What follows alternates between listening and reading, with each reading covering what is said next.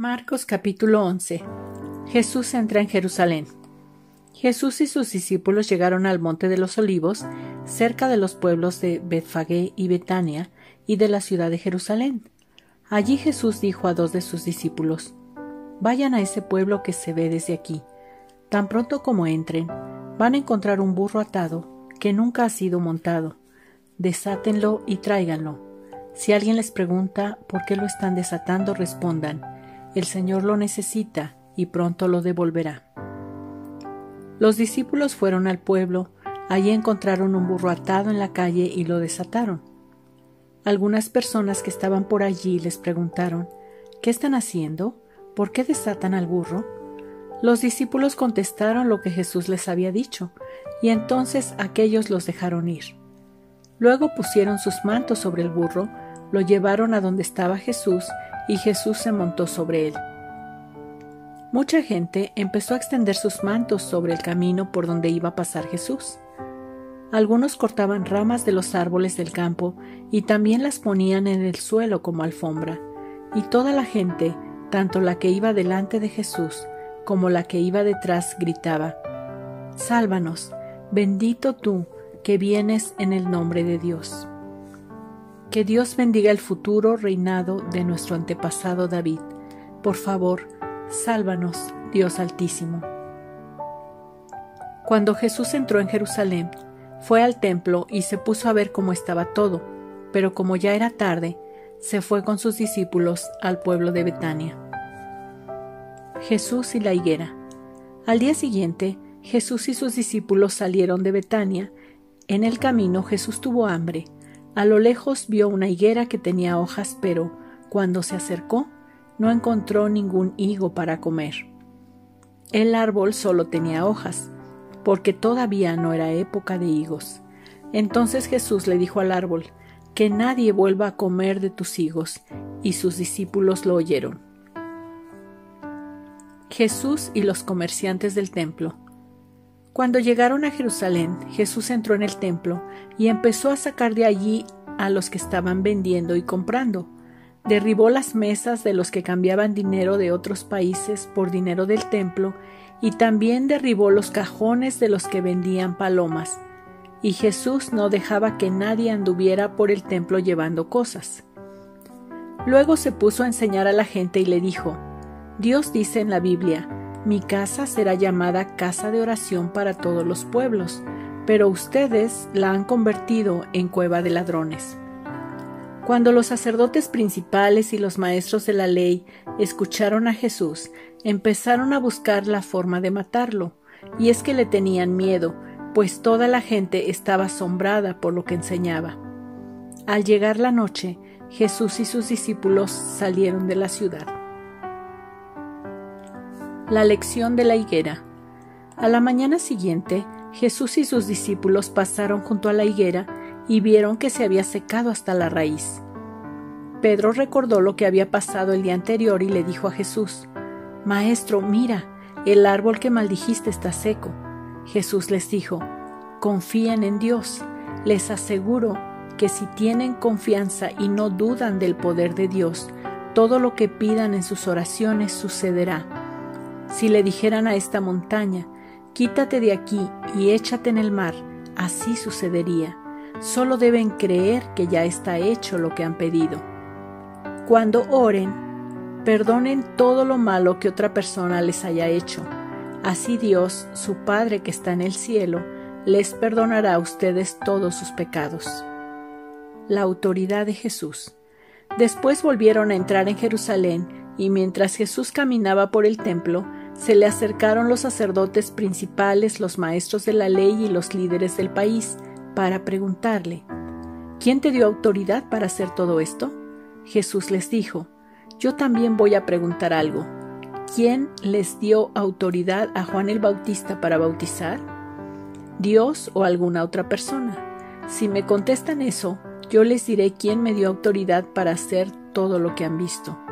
Ellos comenzaron a discutir y se decían unos a otros: «Si contestamos que Dios le dio autoridad a Juan, Jesús nos preguntará por qué no le creímos, pero tampoco podemos decir que fue un ser humano quien se la dio.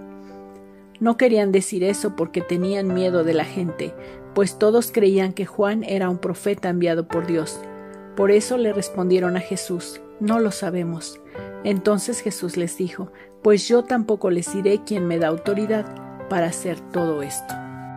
Marcos capítulo 12. La viña alquilada. Jesús comenzó por ponerles el siguiente ejemplo. Un hombre sembró una viña y construyó un cerco alrededor de ella. También preparó un lugar para hacer vino con las uvas que cosechara y construyó una torre para vigilar el terreno.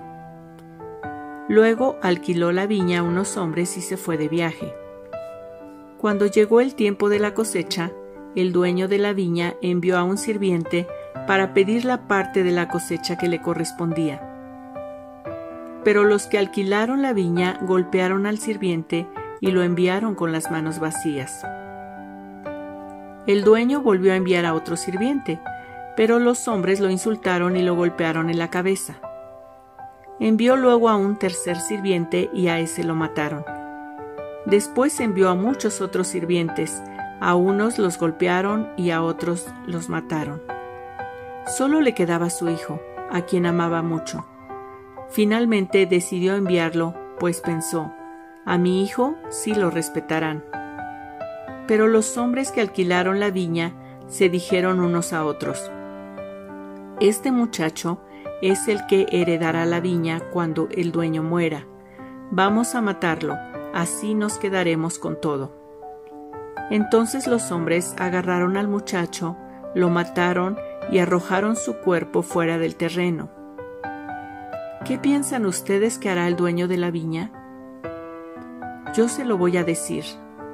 Irá a la viña, matará a esos hombres y luego dará la viña a otras personas. ¿No recuerdan lo que dice la Biblia? La piedra que rechazaron los constructores del templo es ahora la piedra principal. Esto nos deja maravillados, pues Dios es quien lo hizo.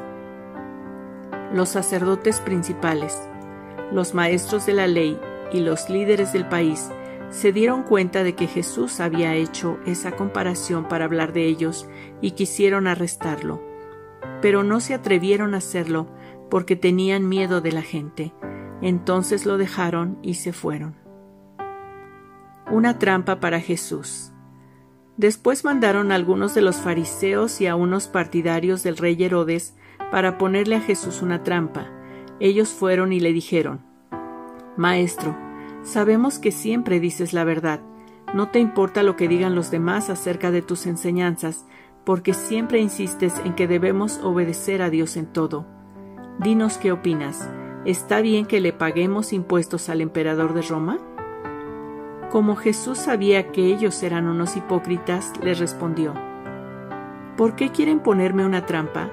Tráiganme una de las monedas que se usan para pagar el impuesto. Entonces ellos le llevaron una moneda de plata y Jesús les preguntó: ¿De quién es la imagen que está en la moneda? ¿De quién es el nombre escrito en ella? Ellos contestaron: del emperador de Roma. Jesús les dijo: Denle entonces al emperador lo que es del emperador, y a Dios lo que es de Dios. Al escuchar la respuesta de Jesús, todos quedaron muy asombrados. Los saduceos hablan con Jesús.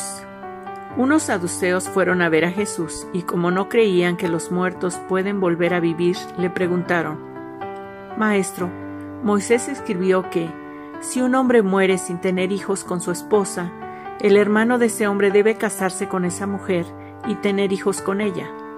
De acuerdo con la ley, esos hijos son del hermano muerto y llevan su nombre.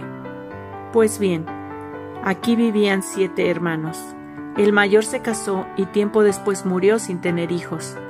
Entonces el segundo hermano se casó con la mujer que dejó el mayor, pero al poco tiempo también él murió sin tener hijos. Con el tercer hermano pasó lo mismo, y así pasó con los 7 hermanos. Finalmente murió la mujer. Ahora bien, cuando Dios haga que todos los muertos vuelvan a vivir, ¿de quién será esposa esta mujer si estuvo casada con los 7? Jesús les contestó: Ustedes están equivocados, no saben lo que dice la Biblia ni conocen el poder de Dios. Cuando Dios haga que los muertos vuelvan a vivir, nadie se va a casar, porque todos serán como los ángeles del cielo. Y en cuanto a si los muertos vuelven a vivir, ustedes pueden leer en la Biblia la historia de la zarza. Allí, Dios le dijo a Moisés: «Yo soy el Dios de Abraham, de Isaac y de Jacob, tus antepasados». Por tanto, Dios no es Dios de muertos, sino de vivos, pues para Dios todos ellos están vivos. ¡Qué equivocados están ustedes! Los dos mandamientos más importantes. Uno de los maestros de la ley escuchó la conversación entre Jesús y los saduceos. Al ver que Jesús le respondió muy bien, se acercó y le preguntó: «¿Cuál es el mandamiento más importante de todos?». Jesús le contestó: «El primero y más importante de los mandamientos es el que dice así: Escucha, pueblo de Israel, nuestro único Dios es el Dios de Israel. Ama a tu Dios con todo lo que piensas, con todo lo que eres y con todo lo que vales». Y el segundo mandamiento en importancia es: cada uno debe amar a su prójimo como se ama a sí mismo. Ningún otro mandamiento es más importante que estos dos. El maestro de la ley le dijo: «Muy bien, maestro, lo que dices es cierto. Solo Dios es nuestro dueño y no hay otro como Él. Debemos amarlo con todo nuestro ser y amar a los demás como nos amamos a nosotros mismos. Estos mandamientos son más importantes que cumplir con todos los ritos y deberes religiosos». Como Jesús vio que el maestro de la ley le dio una buena respuesta, le dijo: «No estás lejos del reino de Dios». Y nadie se atrevió a hacerle más preguntas. La pregunta acerca del Mesías. Mientras enseñaba en el templo, Jesús preguntó: «¿Por qué dicen los maestros de la ley que el Mesías será de la familia del rey David?». Recuerden que el Espíritu Santo dijo lo siguiente a través de David: «Dios le dijo a mi Señor el Mesías: siéntate a la derecha de mi trono hasta que yo derrote a tus enemigos». A ver, explíquenme, ¿por qué el rey David llama Señor al Mesías? ¿Cómo puede el Mesías ser su descendiente? Hasta David lo considera más importante que él mismo. Había allí mucha gente y todos escuchaban a Jesús con agrado. Jesús advierte a la gente y a sus discípulos. Jesús siguió enseñando y les dijo: «Cuídense de los maestros de la ley.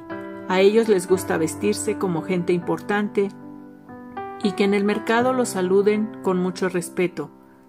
Cuando van a una fiesta o a la sinagoga, les gusta ocupar los mejores asientos. Y son ellos los que roban las casas de las viudas y luego hacen oraciones muy largas, pero Dios los castigará más duro que a los demás». La ofrenda de la viuda pobre. Un día, Jesús estaba en el templo y se sentó frente a las cajas de las ofrendas. Allí veía cómo la gente echaba dinero en ellas. Mucha gente rica echaba grandes cantidades de dinero. En eso llegó una viuda pobre y echó en una de las cajas 2 moneditas de poquísimo valor. Entonces Jesús dijo a sus discípulos: «Les aseguro que esta viuda pobre dio más que todos los ricos, porque todos ellos dieron de lo que les sobraba. Pero ella, que es tan pobre, dio todo lo que tenía para vivir». Marcos capítulo 13. El templo será destruido. Al salir del templo, uno de los discípulos le dijo a Jesús: «Maestro, mira qué piedras y qué edificios más hermosos». Jesús le respondió: «¿Ves estos grandes edificios? Pues de ellos no va a quedar en pie ni una pared, todo será destruido». Prepárense para el fin. Después, Jesús y sus discípulos se fueron al Monte de los Olivos, que está frente al templo. Jesús se sentó y, cuando estaban solos, Pedro, Santiago, Juan y Andrés le preguntaron: «¿Cuándo será destruido el templo? ¿Qué cosas servirán de señal para indicar que todo eso está por suceder?». Jesús les respondió: «Cuidado, no se dejen engañar. Muchos vendrán y se harán pasar por mí y le dirán a la gente: yo soy el Mesías. Usarán mi nombre y lograrán engañar a muchos. Ustedes no se asusten si oyen decir que algunos países están en guerra y que otros países están a punto de pelearse. Eso tiene que pasar, pero todavía no será el fin del mundo, porque los países pelearán unos contra otros, la gente no tendrá que comer y habrá terremotos en muchos lugares. Eso será solo el principio de todo lo que el mundo sufrirá. Tengan cuidado, porque los entregarán a las autoridades y los golpearán en las sinagogas, los llevarán ante los gobernadores y los reyes para que hablen de mí ante ellos, porque ustedes son mis discípulos. Antes de que llegue el fin del mundo, en todos los países de la tierra deberán anunciarse las buenas noticias del reino. Cuando los entreguen a las autoridades y los lleven a juicio, no se preocupen por lo que habrán de decir para defenderse. En ese momento, Dios les indicará lo que deben decir. Ustedes no son los que van a hablar, sino que el Espíritu Santo hablará por ustedes. Los hermanos se traicionarán unos a otros. Cada uno entregará al otro para que lo maten. Los padres traicionarán a sus hijos, y los hijos atacarán a sus padres y los matarán. Todo el mundo los odiará a ustedes por ser mis discípulos, pero yo salvaré al que confíe en mí hasta el final. Una señal para huir. El que lea esto debe tratar de entender lo que digo. Cuando vean que se presenta una ofrenda asquerosa en el lugar donde no debe ser, huyan de inmediato. Los que estén en la región de Judea, que corran hacia las montañas. El que esté en la azotea de su casa, que no baje a sacar nada. Y el que esté en el campo, que no vaya a su casa a buscar ropa. Las mujeres que en ese momento estén embarazadas van a sufrir mucho. Pobres de las que tengan hijos recién nacidos.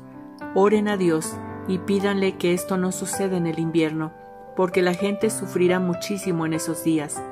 Desde que Dios creó el mundo hasta ahora, la gente nunca ha sufrido tanto como sufrirá ese día, ni jamás volverá a sufrir así. Dios ama a las personas que Él ha elegido, y por eso el tiempo de sufrimiento no será muy largo. Si no fuera así, todos morirían. Si en esos días alguien les dice, miren, aquí está el Mesías, o allí está el Mesías, no le crean, porque vendrán falsos Mesías y falsos profetas, y harán cosas tan maravillosas que engañarán a la gente. Si pueden, engañarán también a los que Dios ha llamado a seguirlo. Tengan cuidado, ya les he advertido de todo esto antes de que pase. El regreso del Hijo del Hombre. Cuando haya pasado ese tiempo de sufrimiento, el sol se pondrá oscuro, la luna dejará de brillar, las estrellas se caerán y temblarán los poderes del cielo. Entonces me verán a mí, el Hijo del Hombre, venir en las nubes del cielo con mucho poder y gloria, y enviaré por todo el mundo a mis ángeles para que reúnan a mis seguidores. La lección de la higuera. Aprendan la enseñanza que da la higuera. Cuando a este árbol le salen ramas tiernas y hojas nuevas, ustedes saben que ya se acerca el verano. Del mismo modo, cuando vean que todo está pasando como les he dicho, sabrán que pronto vendré de nuevo. Les aseguro que todo esto pasará antes de que mueran algunos de los que ahora están vivos. El cielo y la tierra dejarán de existir, pero mis palabras permanecerán para siempre. Nadie sabe el día ni la hora en que yo vendré. No lo saben ni siquiera los ángeles del cielo. Es más, ni yo lo sé. Dios es el único que lo sabe.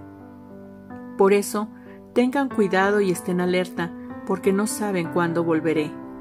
Sucede lo mismo que cuando un hombre decide irse de viaje. Llama a sus empleados y les encarga que le cuiden la casa. A cada uno le encarga un trabajo, y al portero le ordena que vigile. Ellos se mantienen alerta porque no saben si el dueño de la casa va a llegar en la tarde o en la mañana, a medianoche o en la madrugada. De igual modo, ustedes deben estar alerta, pues yo podría venir de repente y encontrarlos durmiendo. Lo que les digo a ustedes, se lo digo a todo el mundo. Estén siempre alerta, vigilen todo el tiempo.